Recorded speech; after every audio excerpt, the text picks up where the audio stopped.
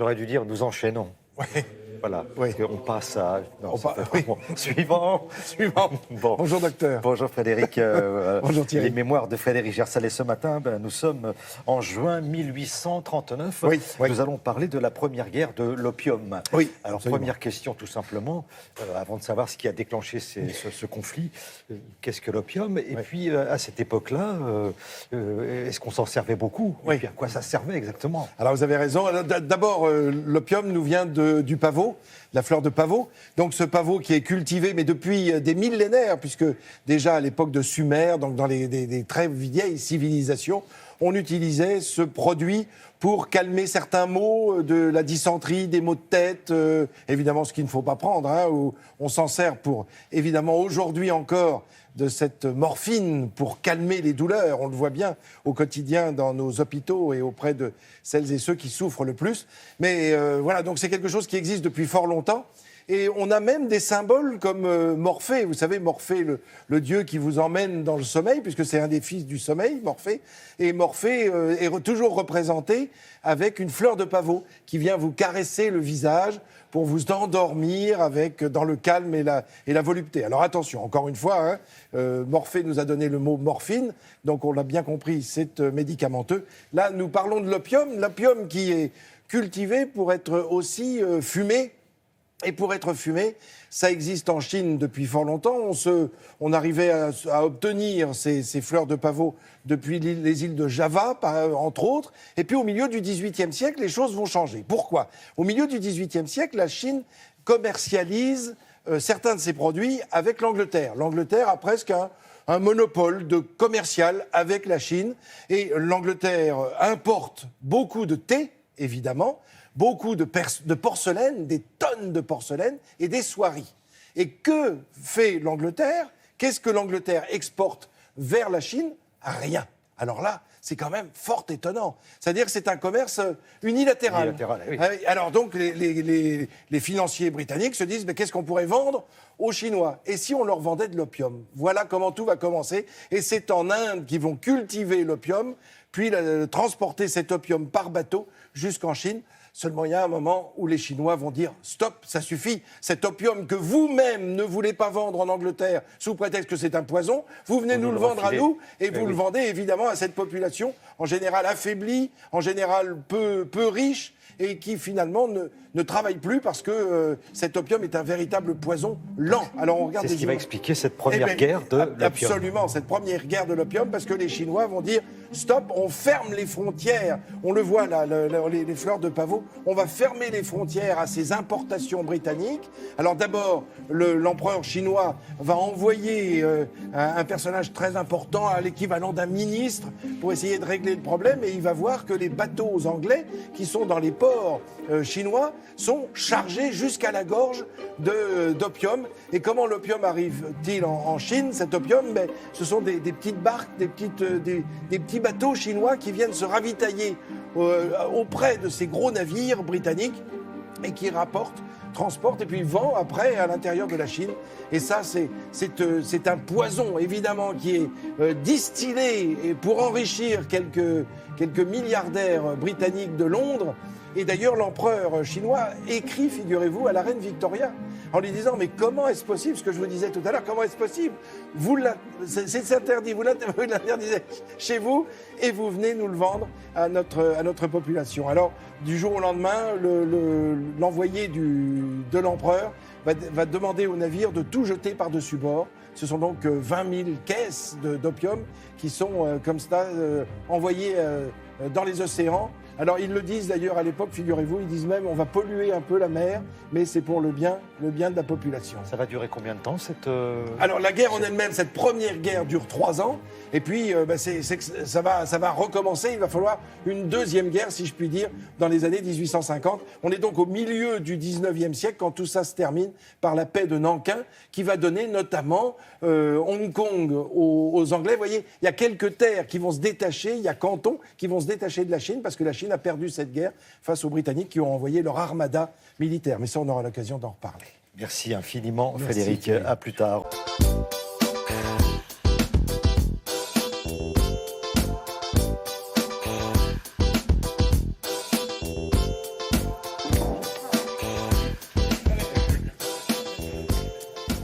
Bon, ça va bien Jean-Sébastien? Ça va Thierry, vous? On va commencer par une belle finale. Du rugby, ouais. Ah ouais. Vous savez qui c'est le patron du rugby ce matin? C'est Ah, Clermont. c'est Clermont. C'est Clermont, évidemment. Ah bah, Clermont qui a été sacré champion de France hier soir. Les Auvergnats qui ont battu Toulon. Vous avez peut-être vu le match. En tout cas, c'est le 2e titre de leur histoire. On voit ça en image. Allez, c'est parti. Et ça se fête évidemment un titre comme ça. Regardez cette barrée jaune, Thierry, pour soulever le bouclier de Brennus. Enfin, après tant de finales perdues cette fois, c'est la bonne. Et Clermont donc qui attaque ce match pied au plancher avec cet essai côté gauche de Raka. C'est ce Fidjien là qui va s'envoler et qui va filer derrière les poteaux. Ça part bien, évidemment, pour les Auvergnats et ça valait bien un petit plongeon. Le voilà. Toulon va réagir avec cette action. Le ballon arrive jusqu'à Tuisova qui va marquer en force, en puissance. Ici, à ce moment-là, les deux équipes font jeu égal. Mais voilà, en deuxième mi-temps, le sort du match se joue, vous voyez, sur des détails comme celui-ci, des pénalités ratées pour Toulon et un Morgan Parra intraitable pour Clermont. Monsieur 100% aux pénalités. Score final, 22-16 pour Clermont. 3 semaines après leur finale perdue en Coupe d'Europe, eh bien, les Clermontois bouclent enfin leur saison avec le titre de champion de France. À savourer sans modération, évidemment. Allez, autre temps fort de la soirée, regardez, hier soir, c'est la détresse des joueurs du PSG Handball, battus in extremis en finale de Ligue des Champions. Ça, c'est moins sympa. Tout s'est joué à 6 secondes de la fin. On est à 23-23 et ce but des Macédoniens de Skopje qui va leur offrir donc le titre européen en bout du match. Skopje qui inscrit son nom pour la première fois au palmarès de la Ligue des Champions. Et bien sûr, donc l'énorme déception ce matin des joueurs du PSG. Année difficile pour le PSG dans tous les domaines. C'est ça, le PSG qui a eu en football, il perd la Ligue des Champions. Chez les filles, les garçons, on se rappelle de Barcelone, le hand, c'est pas terrible non plus. Ouais. Alors, on enchaîne avec... du tennis. Il y avait parlé de Roland-Garros tout à l'heure, ça continue Roland-Garros. Alors on sait qu'on aura un Français en 8e de finale, c'est Gaël Monfils qui va jouer contre Stan Wawrinka. Et puis il y a des Françaises qui vont bien. Regardez d'abord Kristina Mladenovic et c'est Ola avec le public après sa victoire hier en 8e de finale. Un beau moment, c'est elle la nouvelle star française. La numéro 1 française qui a éliminé la tenante du titre, l'Espagnole Muguruza en 1h59 avec un mental solide et un tennis, vous voyez, offensif, la rage de Mladenovic. Victoire donc en 3-7, le score 6-1, 3-6, 6-4. Et la voici pour la première fois de sa carrière, donc en quart de finale à Roland-Garros. Il y aura une autre Française en quart, soit Cornet, soit Garcia, qui jouent l'une contre l'autre cet après-midi. Chez les garçons, vous allez le voir, regardez cette image, la tristesse de Richard Gasquet, effondré sur sa chaise. Un peu plus tôt, il a été victime de violentes douleurs à la cuisse qui l'ont obligé à se faire strapper. Gasquet qui a donc laissé son compatriote, ici en haut Gaël Monfils, son ami aussi, filer vers les 8e de finale après son abandon dans le 3e set. Les deux hommes en étaient 1-7 partout. Monfils qui sera opposé à Wawrinka cet après-midi, là c'est un client, ça va être compliqué Wawrinka. On sera avec lui. Pas de problème en revanche pour cet homme, vous le connaissez, Rafael Nadal, c'est le grand favori du tournoi. Il a mis une claque à un autre Espagnol, Bautista Agut, 6-1, 6-2, 6-1, ça fait 4 jeux, c'est pas beaucoup. Nadal, 9 fois vainqueur, qui continue donc porte d'Auteuil. Il jouera Carreño Busta, un autre Espagnol en 8e. Lui, c'est Djokovic, tout va bien aussi pour lui. Vainqueur en 3 manches d'Albert Ramos, 7-6, 6-1, 6-3. Le Serbe, lui, jouera contre l'Autrichien Thiem. Ce sera demain, les favoris se portent bien. Normalement, si tout va bien, ces deux-là, ils doivent se jouer en demi-finale, je crois. Et on suit tout ça évidemment sur France 2, sur France 4 et on passe d'excellents moments. Ça va se compliquer maintenant. Là, on va passer aux choses sérieuses. Voilà, on a vraiment maintenant les 16 derniers dans les 2 tableaux. Ouais. Qu'est-ce qu'on fait à présent? On prend l'air?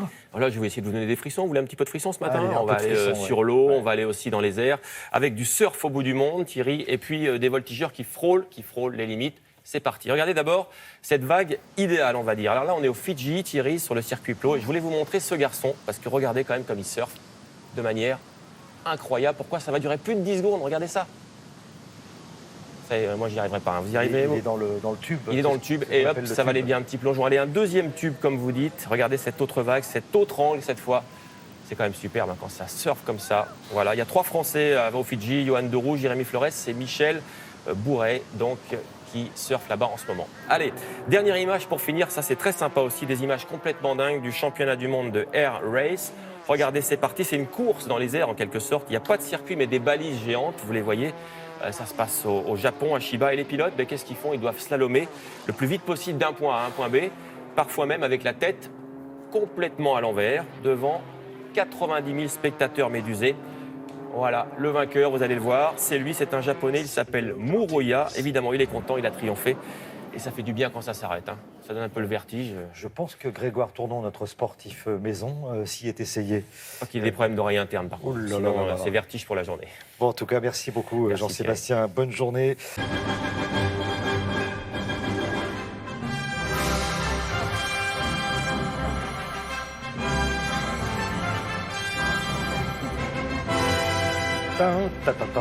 Super Julia Livage avec un joli t-shirt Superman circonstance. pour une exposition assez incroyable. Là, c'est le moment, si vous êtes en week-end, d'emmener les petits et même les très très grands.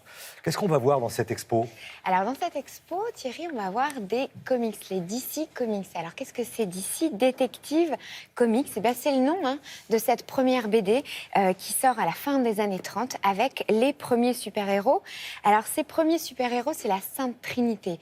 C'est d'abord Superman, qui est le premier dessin, le premier concept, la première création. Et puis ensuite Batman et Wonder Woman, qui va clôturer, équilibrer cette Sainte Trinité, parce qu'au moins une femme arrive enfin au sein de ces super-héros. Vous montrer qu'elle a autant de pouvoir, Voilà, et voire on plus en que parle les hommes. aujourd'hui parce que le premier film concernant Wonder Woman sort ce mercredi. Alors, les super-héros arrivent à un moment où rien n'existe. On va parler vraiment d'une nouvelle mythologie. Ce sont des nouveaux personnages. C'est vraiment l'expo que je vous présente aujourd'hui. C'est vraiment d'une part exceptionnelle et unique parce que cette exposition, elle va regrouper des choses qu'on n'a jamais vues. Alors déjà, vous avez d'un côté 250 planches véritables, uniques, qui n'ont encore jamais été montrées. Et puis on va s'intéresser aussi à tout ce qui s'est fait au cinéma. Donc on va découvrir les costumes, les accessoires, les décors, des choses qui n'ont jamais été montrées et qui n'ont jamais été réunies. Donc c'est extrêmement dense, extrêmement riche et très impressionnant. On va découvrir grâce à ça des personnages comme vous voyez là, Batman, qui est le deuxième personnage créé. Le premier au départ, si on revient un peu à la genèse, eh bien c'est Superman qui a été créé dans un garage par deux adolescents en 1938 à Cleveland. Il va arriver. Et ils vont, ces super-héros, les trois ensuite, révolutionner l'art, la littérature, la mode et créer vraiment un nouveau genre. Et puis ensuite, on va les découvrir à la télévision et puis au cinéma, évidemment. C'est les costumes, c'est la genèse, c'est les graphismes. Et surtout, ce qui est intéressant dans cette exposition, c'est qu'il y a des super-vilains. Il y a des super méchants, des personnages absolument incroyables. On va découvrir tout ça. Vous allez voir, nous avons rencontré Thierry, Lindy Hemming, qui est la costumière oscarisée des derniers Batman et qui a notamment créé ça que vous voyez là, le fameux costume de Heath Ledger. Je vous laisse découvrir ça en images.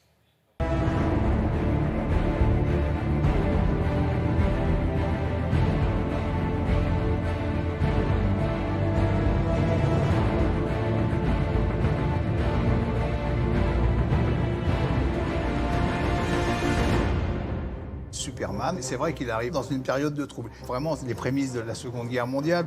C'est intéressant parce qu'il est créé par deux jeunes adolescents de 17 ans qui sont des fils de migrants. Le genre super-héros, c'est eux qui l'inventent. Et ils inventent les costumes, les emblèmes, les méchants, les planètes. Enfin, ils créent tous ces univers-là. Le premier film mythique, c'est à nouveau Superman et c'est Christopher Reeve. Et on est très fiers d'avoir les costumes de Christopher Reeve. Celui de Clark Kent quand il écarte et qui sort de sa cabine téléphonique. Superman, c'est le côté presque christique. Batman, il est dans l'ombre, c'est un vengeur. Et surtout, il y en a un qui a des pouvoirs naturels, l'autre qui est un homme qui se fait par lui-même. Donc les deux qui ont été créés en 38 puis en 39 ont finalement totalement instauré le genre. Dans l'exposition, vous allez retrouver les costumes de pratiquement tous les films de Batman, ceux de Tim Burton, ceux des années 70, les films de Schumacher, les films de Christopher Nolan. On retrouve le costume de Baines, beaucoup plus terrifiant. On a le costume authentique de Jack Nicholson dans le film de Burton. On a aussi des interviews des créateurs des costumes. On retrouve Lindy Hemming, qui est la créatrice des costumes oscarisés pour ce costume du Joker très contemporain. Quand j'ai découvert le personnage du Joker, j'ai essayé de tout oublier du Joker de Jack Nicholson et de tous les anciens Jokers.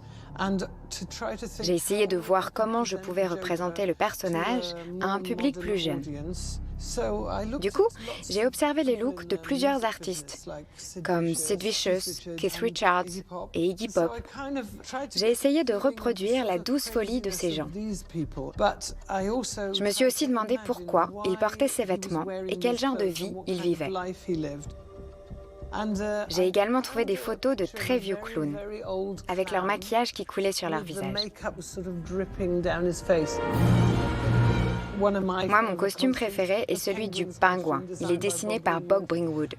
Et j'aime aussi les costumes du film Suicide Squad. Ils sont incroyables.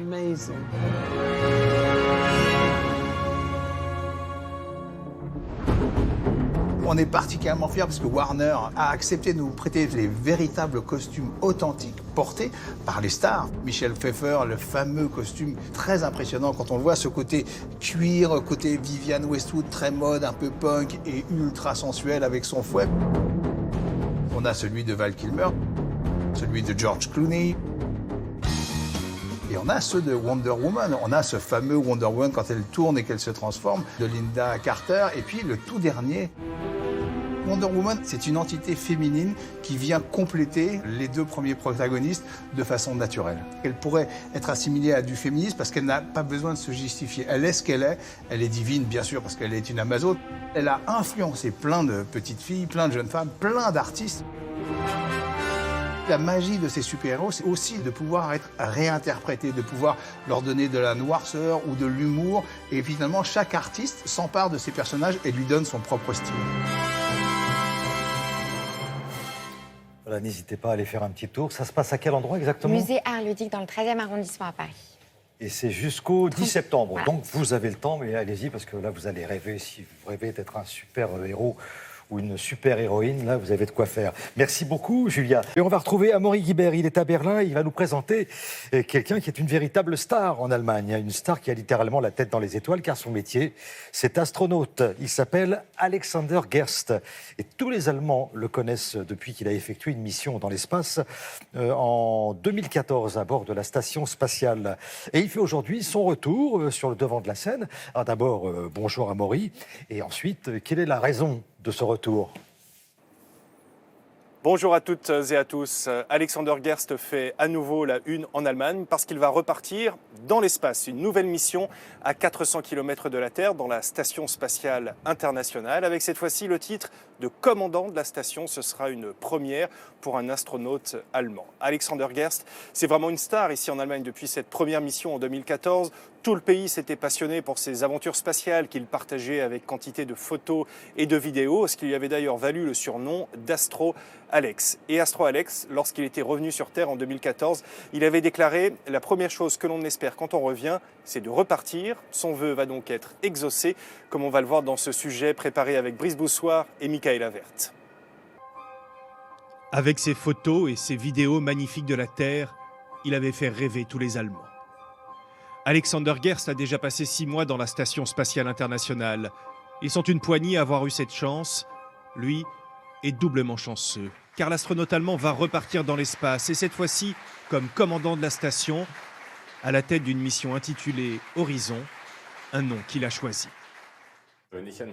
Si je pense à l'horizon, je me demande toujours ce qui se trouve derrière et comment on peut y arriver. C'est une bonne définition de la nature humaine, la curiosité. Et ce n'est pas parce qu'il est déjà allé dans l'espace que cette nouvelle mission s'annonce plus facile.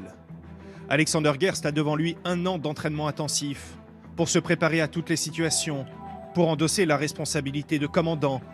L'Allemand n'a pas été choisi au hasard, il a bien sûr toutes les qualités requises.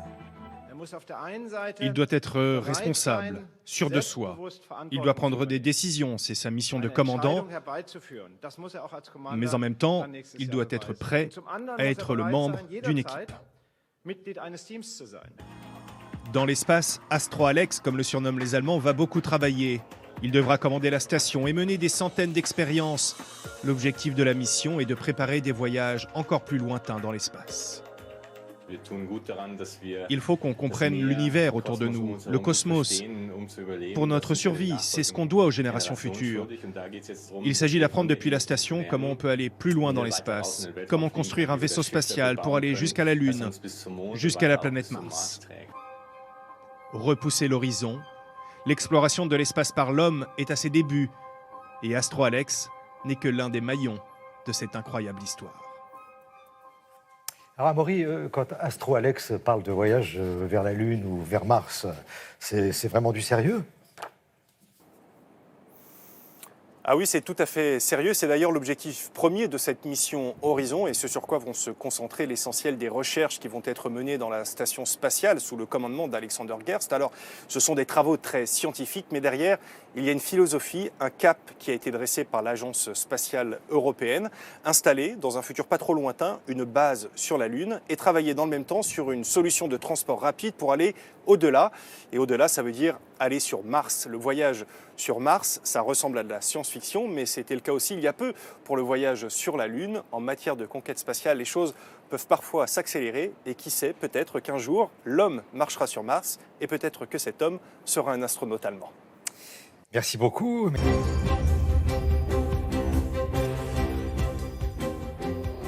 Bonjour Nathalie Arthaud. Bonjour. Alors l'Angleterre a été frappée pour la 3e fois en 3 mois, 7 morts dont un Français tué dans l'attaque. Assez c'est assez, a dit Theresa May, qui veut éradiquer l'extrémisme, ce sont ses mots. Est-ce qu'il vous arrive d'être vous aussi tenté par la colère ? Bien sûr, toujours. Bien sûr, parce qu'on ne peut pas accepter cela. Il y a beaucoup de problèmes dans la société. Bon, on connaît le chômage, on connaît les inégalités. Et en plus, maintenant, on va se retrouver à devoir vivre avec cette menace terroriste qui plane comme ça sur nos têtes. Donc effectivement, tout ça montre une société qu'il faut changer de fond en comble. Parce que moi, j'entends les uns ou les autres expliquer qu'ils ont, la solution pour lutter contre le terrorisme. On peut que constater que ce terrorisme, il menace bien sûr l'Europe, toutes les capitales d'Europe. Toutes les capitales d'Europe. Il frappe aussi dans bien d'autres pays du monde. L'Afghanistan, les Philippines, au Moyen-Orient, bien sûr, en premier lieu. Ça doit nous aider à relativiser ce que vous dites ? Non, pas du tout. Mais ça doit surtout nous interroger, nous permettre de prendre du recul.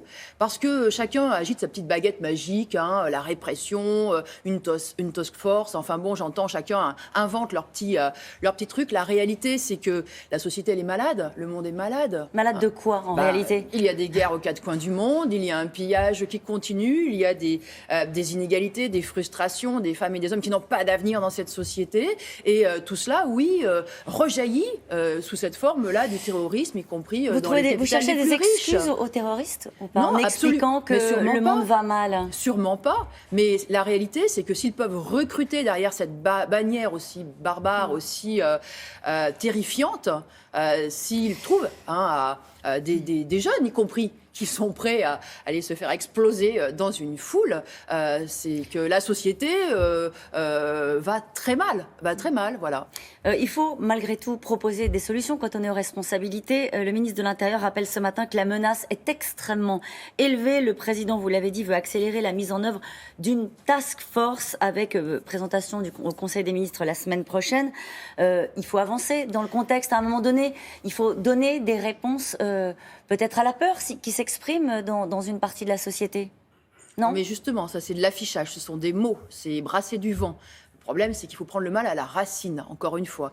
Et moi, je crois qu'à force d'alimenter ces guerres au Moyen-Orient, de continuer ces manœuvres où on soutient les uns les autres, souvent d'ailleurs des dictatures, souvent des régimes qui soutiennent eux-mêmes par derrière ces groupes terroristes. Qu'est-ce qu'il faut faire sur le terrain ? J'ai peur de ne pas comprendre. Qu'est-ce qu'il faudrait faire sur le terrain ? Sur le feu, nous, c'est tout simple. Déjà, on se retire, la France se retire, cette puissance impérialiste de seconde zone se retire de ces guerres qui alimentent le terrorisme. Donc on laisse faire Bachar al-Assad, par exemple. Mais vous savez, Bachar al-Assad a été soutenu. Et vous remarquerez que, y compris les Américains, mais y compris la France, commencent déjà à dire qu'il va falloir faire avec Bachar al-Assad. Donc c'est pas moi, Nathalie Arthaud, lutte ouvrière, qui dit qu'il faut faire avec Bachar al-Assad. Ce sont les dirigeants des grandes puissances. C'est ça la réalité. Ils n'ont pas de solution. Et moi, je pense qu'effectivement, il n'y en aura pas tant qu'il y aura ces guerres, tant qu'il y aura ces injustices et ces inégalités à l'échelle de la planète. Ça vous dérange, vous, par exemple, de voir passer les opérations Sentinelle dans la rue ? Des hommes armés en France, des militaires, plus de policiers. Vous vous sentez... Non, mais moi, je comprends qu'il y ait cette demande, de se dire, on de essaye sécurité. quand même de surveiller, etc. Bon, ça, c'est quelque chose d'humain, je comprends. Et en même temps, on sait pertinemment qu'ils ne pourront pas tout empêcher.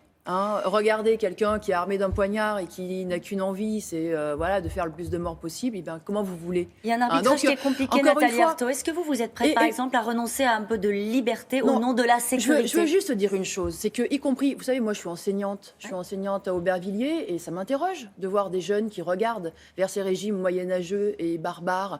Qu'est-ce qui les attire?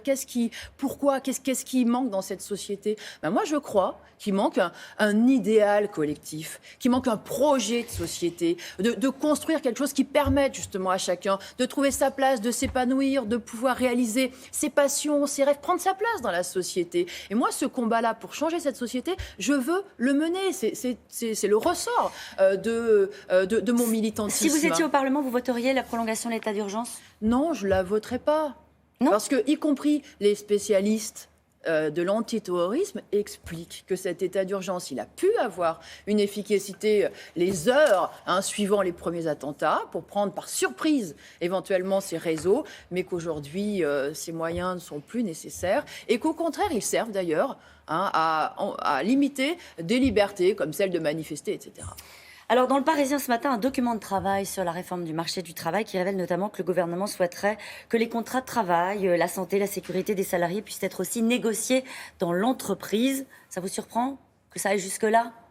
Non, ça ne me surprend pas, absolument pas. Je pense que, Emmanuel Macron avait expliqué pendant toute sa campagne qu'il voulait libérer le travail. Quand on parle comme ça, on peut être sûr que ça signifie libérer l'exploitation. Voilà. Et quand il expliquait qu'il voulait effectivement élargir les accords d'entreprise, vous savez, on sait ce que ça veut dire. Quand on est salarié, quand on est ouvrier, quand on est intérim, quand on est en CDD dans une entreprise, parce que l'accord d'entreprise et le fameux dialogue social, la réalité, c'est que c'est le diktat patronal. Comment ça se passe dans les entreprises aujourd'hui, y compris quand vous allez être embauché? Vous pouvez négocier des choses, vous pouvez dire « Ah ben non, moi je veux pas travailler le dimanche, oh ben non, ça m'arrange pas, j'ai mes enfants, oh ben non, moi les heures supplémentaires c'est absolument pas possible parce que j'ai d'autres contraintes, il faut que j'aide ma mère qui est malade, etc. » Non, vous ne pouvez pas le dire. La réalité c'est que vous êtes dépendant et il n'y a pas de dialogue social. Il y a un rapport inégalitaire. Beaucoup d'entreprises, on nous explique « Vous choisissez quoi? Les conditions de travail ou vos salaires ?» Voilà, c'est un chantage. Donc non, moi j'ai toujours été vent debout effectivement contre ces idées-là. Les syndicats, les partenaires sociaux ont été reçus à la fois par le président de la République et par le Premier ministre. Est-ce que vous leur demandez d'être vigilants? Ça vous fait sourire quand je parle des partenaires sociaux? Pourquoi? Non, mais je les ai vus sortir, effectivement. Oui. Je n'ai pas compris leur motif de contentement. Voilà, je n'ai absolument pas compris. Quand même, Macron a conçu son gouvernement comme un état-major de combat contre les travailleurs.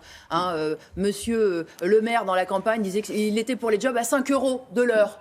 Donc, c'est pas encore sorti, ça, dans la presse, mais si ça se trouve, ça viendra demain. Une dernière question sur les législatives. Vous en attendez quoi pour Lutte ouvrière? Eh bien, il faut que le courant qui s'est fait entendre à la présidentielle, en votant effectivement pour moi, continue de montrer qu'il existe, qu'il est tenace et que, oui, dans les classes populaires, il y a des femmes et des hommes qui ne se laisseront pas faire, voilà, qui sont conscients avec de leurs intérêts. Avec l'espoir de faire entrer des députés à l'Assemblée? Ben vous savez, avec l'absence de la proportionnelle, ça va être très dur, mais avec cette volonté de dire, eh bien, on est là, on est conscient des combats qu'on a à mener, justement, on est conscient qu'il va falloir résister, parce qu'on nous dit, oui, qu'il faut envoyer beaucoup de députés, ils jouent tous l'opposition à l'Assemblée nationale, mais l'opposition qui va compter, ce sera celle que les travailleurs vont pouvoir imposer dans les grèves, dans les manifestations, donc dans les entreprises. Et nous militons pour ça. Et qui est le plus de votes pour les candidats de lutte ouvrière, qui sont présents dans toutes les circonscriptions du pays, eh bien, ça nous préparera à mener ces luttes. Et en attendant, aujourd'hui, c'est le dernier jour de la fête de lutte ouvrière. Oui, nous avons notre fête annuelle à Presles, dans le Val d'Oise. Et j'invite tous ceux qui ne savent pas quoi faire aujourd'hui à nous rejoindre pour discuter de tout ça. Merci beaucoup, Nathalie Arthaud. C'est à vous, Thierry.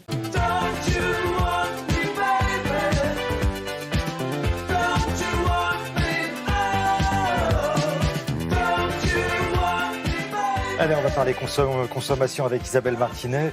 Ça vous concerne, parce que faire le bon choix quand on achète de l'électroménager ou n'importe quel autre appareil, c'est pas toujours évident.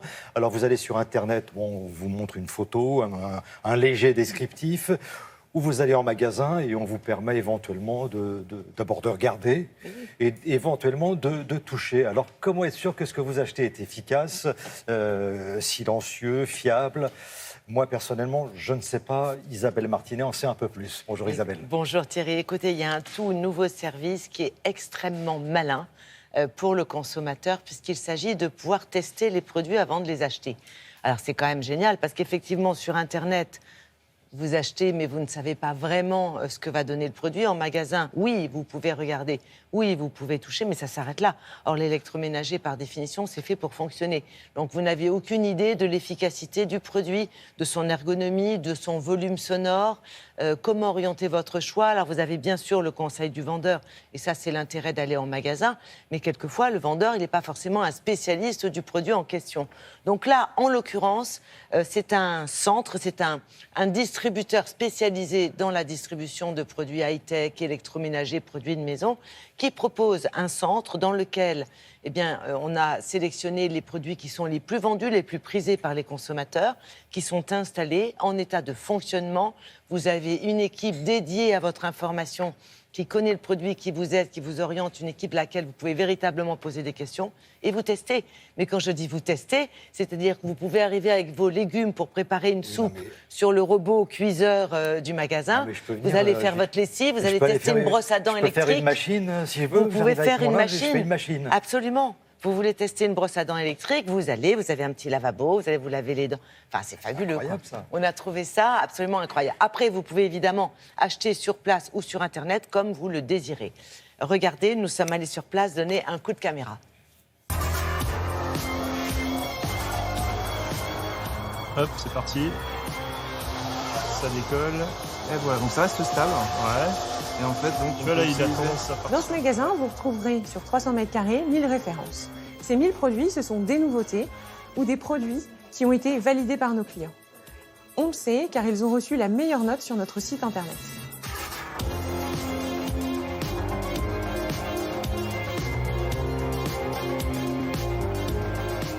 On a l'espace cuisine où nos clients ils peuvent venir tester tous les robots de cuisine. Ils peuvent cuisiner sur place. Voilà, après avoir mon café, je vous propose de passer le chemisier en machine. Pas de souci. Ils peuvent également tester les machines à laver et les sèche-linges. Ils peuvent venir avec leurs vêtements et les laver sur place. Et également, ils peuvent même tester les brosses à dents. Voilà, vous pouvez tester la brosse à dents. Merci. Dans le salon, on peut s'installer dans le canapé. On peut regarder la télé. On peut écouter une barre de son. Et on peut aussi tester un casque virtuel. Dans la partie bureautique, toutes les imprimantes sont reliées directement sur les ordinateurs. Et via l'ordinateur, on peut directement imprimer et tester l'efficacité de l'imprimante. C'est cette imprimante-là que vous voulez tester? Oui, c'est celle-ci. Très bien, je vais lancer l'impression. Là, super impression. C'est mon fils. Tous les produits qui sont en magasin sont disponibles immédiatement. Donc le client il peut partir directement avec son produit. Et si le client veut un produit qui n'est pas en magasin, on lui commande, on a le produit le lendemain ici ou chez le client directement.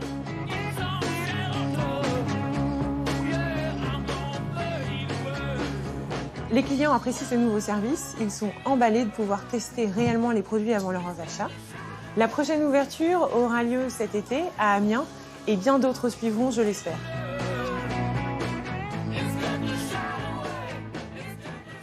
On précise qu'il n'est pas question de s'installer définitivement. L'appartement n'est pas à louer, Thierry. Voilà. Mais c'est vrai qu'on peut préparer un petit jus, tester la brosse à dents. Vous testez tout, les téléviseurs, les imprimantes. Alors, il y a 2 centres pour l'instant pilotes en France, installés, qui se développent bien et vraisemblablement, il va y en avoir d'autres dans l'avenir parce que c'est une merveilleuse idée pour que le consommateur retourne en magasin. Voilà, et pour éviter de se tromper. Voilà. Julia est avec nous ce matin. On va parler de Roland-Garros. C'est une très très bonne idée, semble-t-il. Oui, c'est assez inédit et même plutôt inattendu. Figurez-vous que Roland-Garros se met en scène, en tout cas se met sur la scène. Le tournoi propose, ce que vous voyez là, ce sont des péniches qui vont larguer les amarres cette semaine, sur lesquelles vous allez pouvoir regarder, avoir le plaisir d'assister au match. C'est-à-dire qu'il fait beau, on est enfermé parce qu'on aime le tennis. Et bien là, la solution est toute trouvée. Vous prenez rendez-vous sur Internet, sur ce site. Je précise, Thierry, que c'est entièrement gratuit. Vous prenez rendez-vous sur ce site, vous réservez, on vous envoie votre invitation par Internet et vous pouvez vous rendre sur les ports qui vont recevoir cette péniche et assister sur les bateaux au tournoi de tennis. C'est vraiment proposé dans le cadre de Roland-Garros dans la ville. C'est du 8 au 11 juin. C'est top. Et place à l'actualité des sciences. Ce matin, on va parler d'innovation dans le domaine de l'agriculture. Laurence Boisvillers s'est rendue dans les Hauts-de-France pour visiter une ferme, la ferme 3.0. C'est une exploitation nouvelle génération qui vient juste d'être inaugurée et que le public pourra découvrir le 8 juin. Je pense que c'est jeudi, dans le cadre d'une opération porte ouverte. En attendant, regardez, voilà à quoi ça ressemble. Le meilleur ami de l'agriculteur du 21e siècle sera le GPS. Et ici, dans cette région des Hauts-de-France, eh bien, on teste une ferme 3.0 et les agriculteurs s'appellent des aguiculteurs, geeks, comme ces passionnés d'innovation technologique. Tout l'intérêt de la ferme 3.0, c'est d'évaluer toute cette nouvelle technologie, aussi bien d'un point de vue technique, de voir si cela est réalisable et si techniquement ça marche, mais aussi de voir si économiquement toute cette technologie est abordable pour l'exploitation agricole. Céréales, betteraves sucrières et pommes de terre sont cultivées ici depuis 3 générations. Aujourd'hui, des ingénieurs épaulent le propriétaire et cette exploitation est devenue la première ferme agroécologique 3.0 de France. Comme j'ai toujours été curieux et très intéressé par les nouvelles technologies, j'ai donc proposé de faire un partenariat avec la Chambre d'agriculture et qui leur permet de tester les dernières innovations qui permettent d'apporter les engrais, les produits phytosanitaires au bon moment, à la bonne dose, et permettre ainsi de limiter la pollution et de limiter les résidus. Concrètement, nous avons un drone qui va survoler les parcelles, muni d'un capteur, il va être capable de déterminer les besoins des cultures dans les différentes zones de la parcelle. Suite à cela, toutes les données collectées seront rentrées dans l'ordinateur de bord du tracteur qui pourra alors épandre la juste dose au bon endroit. Dans un futur proche, le drone sera capable de reconnaître les mauvaises herbes, c'est-à-dire qu'il sera capable ensuite d'indiquer au tracteur où se situent les mauvaises herbes afin que celui-ci réalise des frappes ciblées. L'idée du robot, c'est d'automatiser le désherbage mécanique des cultures. La grande idée du robot, c'est que celui-ci est autonome. Donc cette année, nous sommes équipés d'un robot de grande dimension qui permet de désherber mécaniquement les grandes cultures que sont les betteraves, les haricots verts ou également le colza d'hiver. L'idée du désherbage mécanique est bien évidemment de supprimer une intervention chimique qui sera tout à fait bénéfique à la fois à la culture et à l'environnement. Grâce au GPS, nous pouvons programmer les trajets des tracteurs qui nous emmènent vers la voie de l'automatisation également de la conduite.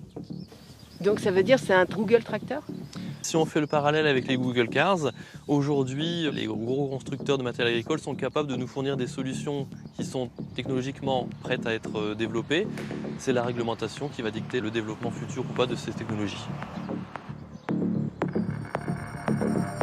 L'idée, c'est que cette ferme soit vraiment une porte ouverte et un lieu d'échange et d'apprentissage pour l'ensemble du monde agricole. Ce projet a commencé il y a 3 ans et dès la première année, grâce à ces innovations technologiques, on a pu économiser 25% de produits phytosanitaires. Et ça, c'est déjà très bien pour la planète.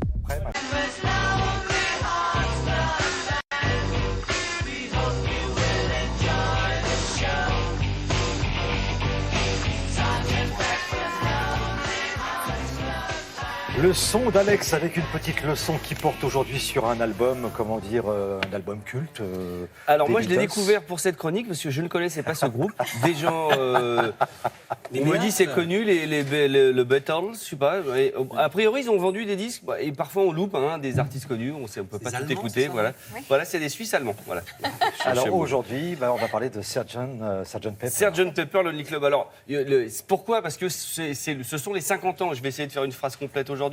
Les 50 ans de cet album qui est sorti le 1er juin 67. Album incroyable puisque c'était vraiment au milieu du Summer Love. Donc c'est à la fois un mélange de hippie, c'est vraiment une césure entre le Revolver, l'album d'avant des Beatles, et tout ce qui va être fait après. C'est un album qui a été hautement, qui a servi de référence à beaucoup d'artistes. Il y a énormément de choses à l'intérieur. Il y a des titres qu'on connaît par cœur, Lucy in the Sky with Diamond, machin. Enfin voilà, il y a des trucs de dingue. Et puis moi, j'ai essayé de vous démonter un peu l'album parce que c'est pas parce que c'est les Beatles qu'on peut pas un peu rigoler pour parler un peu de ce qui s'est passé. C'est-à-dire par exemple les messages secrets mis à l'envers dans les titres, ou alors les inspirations, savoir qu'ils ont écouté un peu de Chuck Berry et les Beatles quand ils étaient plus jeunes. Et puis surtout, je voulais vous montrer ce coffret. Regardez le coffret de Manad avec.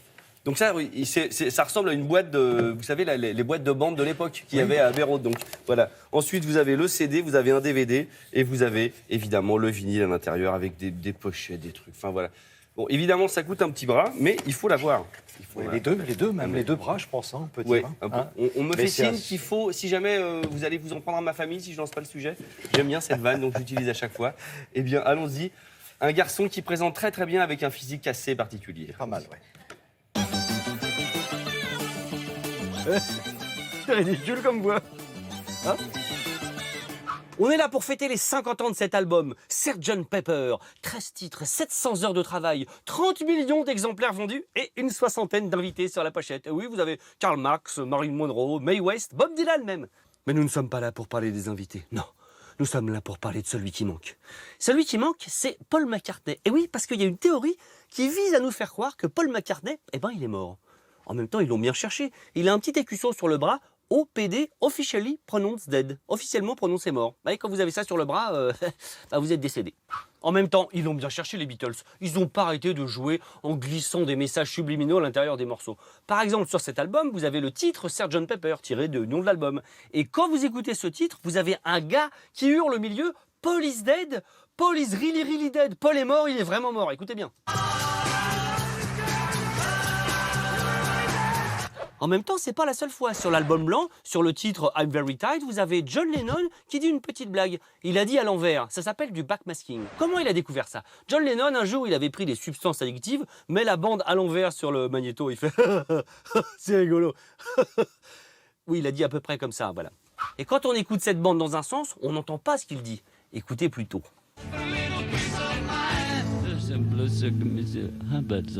Et quand on le met dans l'autre sens, on entend John Lennon qui dit « Paul is dead, man. I miss him, miss him, miss him. Paul est mort, mec. Il me manque, il me manque. » Non mais c'est dingue ou quoi? Écoutez.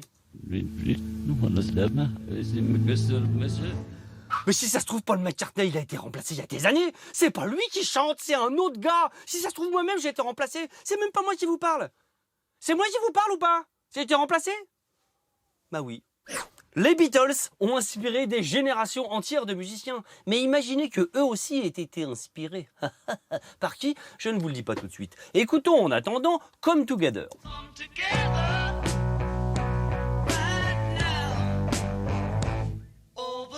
Eh bien, écoutons le couplet de cette chanson et écoutez bien le phrasé.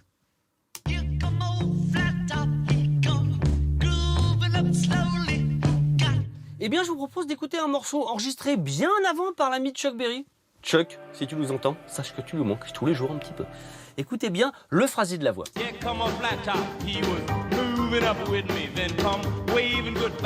Je vous entends en train de dire oui, ça ressemble pas du tout, c'est beaucoup plus rapide. Je vous ai mis au même tempo les deux morceaux, l'un sur l'autre, vous allez bien voir que c'est la même chose.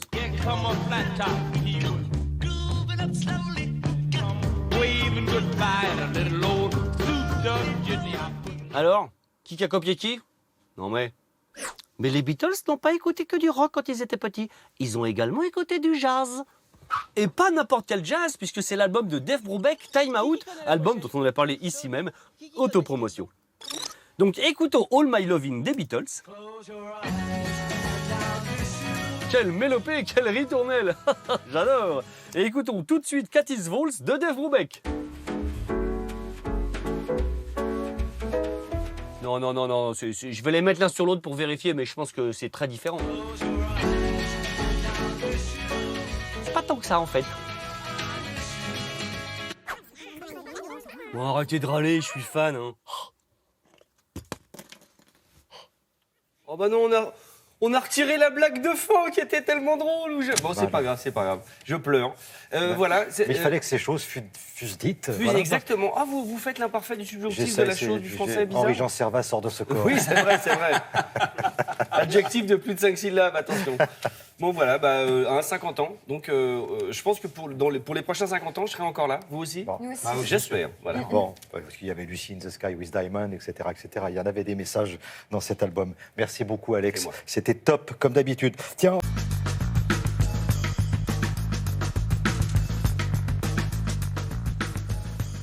C'est mon médecin qui m'a parlé des ordonnances. C'est pas les mêmes. Première fois. Alors on parle beaucoup du mot ordonnance en ce moment. Oui. Alors, de quoi parle-t-on Le exactement, gouvernement qui va gouverner par ordonnance. Qu'est-ce que c'est? Tout le monde a une opinion dessus, mais on ne sait pas ce que c'est. Alors, d'abord, je dois faire un rappel avant de vous expliquer ce que c'est que les ordonnances. Je dois rappeler ce que c'est qu'une loi et ce que c'est qu'un décret. Il faut d'abord que je vous explique ça. La loi, c'est voté par le Parlement, les députés et les sénateurs que nous allons voir. Ça s'appelle même une proposition de loi si l'idée de départ vient des députés et un projet de loi si l'idée de départ vient du gouvernement. Bon, ensuite, vous connaissez, les députés et les sénateurs votent, ils acceptent ou ils refusent la loi nouvelle. Ça se passe au Parlement. C'est pour ça qu'on vote pour les législatives, puisque ce sont les gens qui font la loi. Législative, la loi. Donc tout ça, c'est pour la loi, ça se passe au Parlement. Mais ensuite, que se passe-t-il? Il y a aussi les ministres. Et qu'est-ce qu'ils font, eux? Ils ne signent pas des lois, ils signent des décrets. Voici, par exemple, le ministre de la Justice, François Bayrou, parce que vous savez, une loi, on ne peut pas l'appliquer directement, c'est un texte général. Donc il faut les détails, il faut régler les détails. Et ça, c'est un décret d'application, ça s'appelle. Tous les ministres font ça dans leur domaine. Vous allez voir le ministre de l'Intérieur, Gérard Collomb. Donc ils font des décrets, ils signent des décrets qui, en général, sont l'application d'une loi qui est trop générale, qui ne peut pas être appliquée directement. Le président aussi signe des décrets. Le Premier ministre signe des décrets. Donc vraiment, vous voyez, il y a les deux choses différentes. La loi, elle est faite au Parlement. Et ensuite, vous avez des décrets qui sont un truc en dessous, qui sont signés par les ministres ou par le président de la République. Donc normalement, les deux sont bien étanches. Sauf dans un cas, figurez-vous. Les ordonnances. Les ordonnances, bravo, vous avez suivi. Les ordonnances, c'est justement un cas où c'est le gouvernement qui fait la loi directement. Ça s'appelle les ordonnances. Alors autrefois, on les appelait les décrets-lois. Dans les années 30 ou 50, ça s'appelait des décrets-lois. Ça veut bien dire ce que ça veut dire. C'est-à-dire que c'est une loi, mais qui est faite comme un décret, c'est-à-dire par les ministres directement. Aujourd'hui, c'est l'article 38 de la Constitution qui permet les ordonnances, mais vous voyez que ça existe depuis longtemps. Donc le gouvernement écrit directement une loi. Par exemple, aujourd'hui, admettons que ce soit le ministre de l'économie, Bruno Le Maire, qui va écrire directement avec son cabinet une loi sur l'économie. Ça ne passera pas par le Parlement, ça sera entièrement fait. Ça sera appliqué tout de suite. suite. Ça aura une force de loi directement faite dans le ministère. L'avantage, c'est que ça va beaucoup plus vite. Vous voyez ici le Sénat, parce que vous savez, la loi, normalement, c'est voté par l'Assemblée, ça va au Sénat, ça revient à l'Assemblée, ça peut durer assez longtemps. Donc là, les ordonnances, ça va beaucoup plus vite, puisqu'on zappe complètement le Sénat et l'Assemblée. C'est fait directement par un ministre dans son ministère. Mais évidemment, le ministre ne peut pas décider de faire ça tout seul. Il faut quand même que le Parlement l'autorise à le faire. Au départ, le Parlement doit accepter, parce que normalement la loi est faite par le Parlement. Donc l'ordonnance, c'est une loi qui est faite directement par le gouvernement en zappant le Parlement, mais le Parlement doit être d'accord au départ quand même. Donc ça s'appelle une habilitation. Le Parlement doit voter au départ une habilitation pour dire « Ok, on est d'accord pour que vous, gouvernement, fassiez la loi à notre place ». Et à la fin, il doit revoter une loi pour dire « C'est bon, vous avez bien fait ce qui était prévu ». En général, on fait ça quand on arrive au pouvoir. Vous allez voir des images de 1981. Quand on arrive au pouvoir, ce qui est le cas avec le président Macron et le Premier ministre Édouard Philippe, là, c'était des images de 81 avec Pierre Mauroy et François Mitterrand. Quand vous arrivez au pouvoir et que vous avez envie que ça aille vite, vous demandez à votre majorité, à l'époque majorité PS, d'être, si elle est d'accord, pour que vous fassiez des ordonnances, puisque vous avez besoin donc de l'accord du Parlement. Alors en 81, il y avait une majorité PS qui a été d'accord pour donner le droit de faire des ordonnances au Parlement, au gouvernement. C'est un film de vacances. Non, c'est une photo de famille, Mais donc cette année, est-ce que le gouvernement aura une majorité qui sera d'accord pour faire les ordonnances? On ne sait pas encore. Voilà, à suivre. Dimanche prochain, il suivra. Par la sécurité sociale. Je vais pas écouter. Merci beaucoup, Frédéric. On va maintenant voir ce qui se passe du côté des planches. On va retrouver Jean-Philippe Viau. Alors, qu'est-ce qu'il nous propose? Un super moment de détente, de talent, en famille, avec un spectacle particulièrement original qui est signé par des musiciens très talentueux, n'est-ce pas, Jean-Philippe? Oui, effectivement, il y a à la fois de la fantaisie communicative et une évidente maîtrise musicale dans le spectacle hors norme proposé aujourd'hui. Mathias et Julien Cadez, deux pianistes aux multiples talents, en sont les incroyables créateurs. Leur éclectique et magique folie scénique, disons-le, porte avec panache leur nom de scène, ce sont les virtuoses. Ils se produisent chaque soir ici au cœur de la capitale au Théâtre des Nouveautés et croyez-moi, ils font un tabac.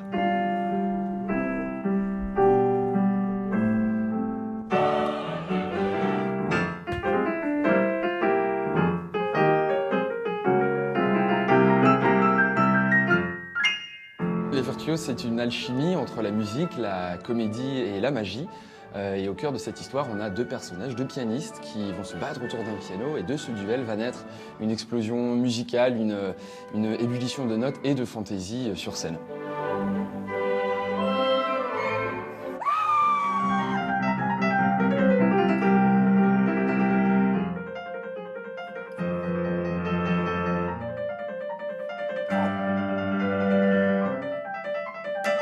C'est un véritable retour en enfance en fait qu'on me propose de vivre avec les spectateurs, et notamment avec le travail du clown. On arrive à émettre énormément d'émotions et on est très complémentaires sur scène. Quand l'un est sérieux, l'autre fait rire, etc.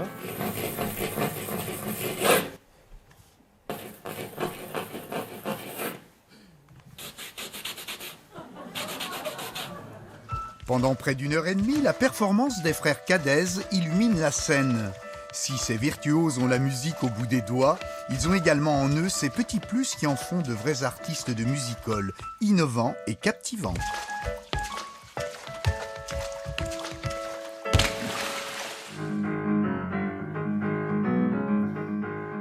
On a choisi d'incarner des personnages vraiment très clownesques pour provoquer le rire. Et quand on provoque le rire, on ouvre le cœur des spectateurs. Et donc ce travail de clown, justement, nous permet d'explorer très intensément toutes les musiques. Mais c'est vraiment le rire qui déclenche tout ce voyage musical.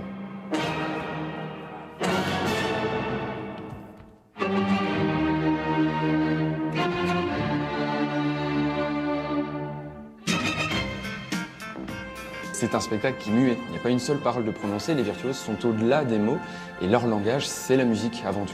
Il y a de la magie, de l'humour, de la musique, de la poésie, du mime, dans l'émotion du spectacle.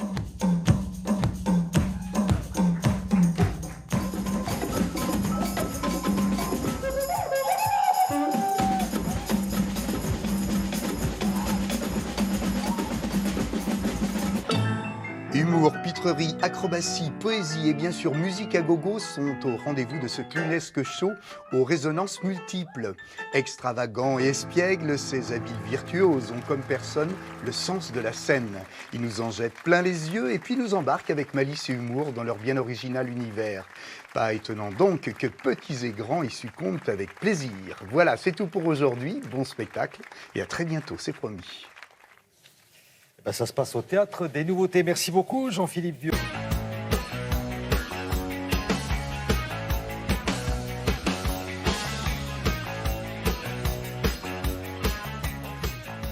Alors allons-y, Patrice.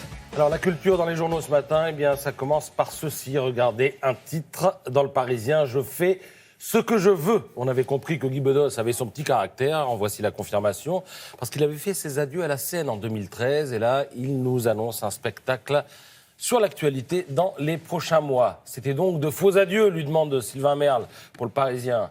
Vous m'accusez d'être amateur, je vous emmerde. Voilà la réponse de Bedos. Alors, il proposera au cours de ce spectacle une revue de presse avec un débat avec le public. Alors, il parle évidemment de toute la classe politique. Ce matin, dans Le Parisien, Emmanuel Macron, il dit « Je ne suis pas sûr d'en être dingue, mais j'ai voté pour lui au premier, au second tour, et je voterai pour lui aux législatives, enfin pour son candidat. Ce qui aurait pu me déplaire, c'est qu'il y ait des gens de droite avec lui, mais ce sont des proches de Juppé, qui est l'homme de droite que je respecte le plus. » Voilà, signé Bedos. À propos de Mélenchon, il dit « Il est brillant, mais son nombrilisme me dérange. Il y a quelques années, je l'avais soutenu dans une législative et un peu taquiné à la tribune. Tout le monde se marrait, tout le monde, sauf lui. » À propos de son fils, Nicolas Bedos, il est un peu narcissique, dit le père. Il est obligé, cela dit, de m'encaisser. J'étais là avant lui. Voilà. Alors, je rappelle que Bedos a 3 films en préparation, dont l'un où il joue le rôle d'un militant Front National qui tombe amoureux d'une femme noire et qui va devenir, du coup, du jour au lendemain, militant de la Ligue des droits de l'homme. Voilà. Le livre du jour, Conquête de femmes, c'est signé Karine Baillet. Les amateurs et les connaisseurs de sport extrême la connaissent. Elle est notamment la première femme à avoir traversé la Manche sur 4 embarcations différentes, catamaran, kayak, wakeboard et funboard.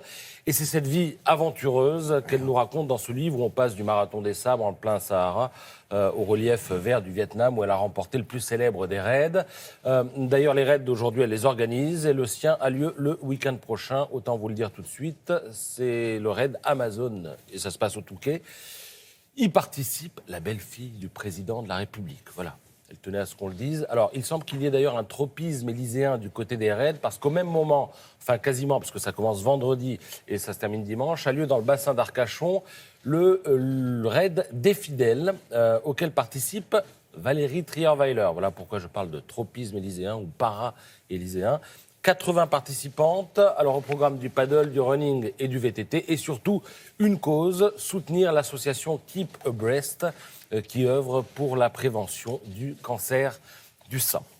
Les critiques photos du magazine Réponse Photo. Vous connaissez le principe, vous envoyez une photo, vous la pensez géniale, ils vous disent elle est bien, mais elle pourrait être mieux. Et voici pourquoi. Alors voici une photo d'une course automobile. Le journal souligne la belle ambiance nocturne de cette photo, avec un cadre structuré par les marquages de la piste. Puis on retrouve les mêmes proportions que dans la peinture. Vous savez, 2 tiers, là c'est 2 tiers de vide, et 1 tiers où il y a l'objet, le sujet de la photo. Alors, le magazine souligne que le photographe amateur, auteur de cette photo, a opté pour une vitesse d'obturation pas trop élevée. Il a eu raison, c'est pour donner l'impression de mouvement, sauf que la photo, il l'a prise de face. La voiture est en face. Donc on a l'impression que la voiture est figée sur place. Il aurait fallu attendre qu'elle entre dans la courbe. Et là, nous aurions eu un léger flou.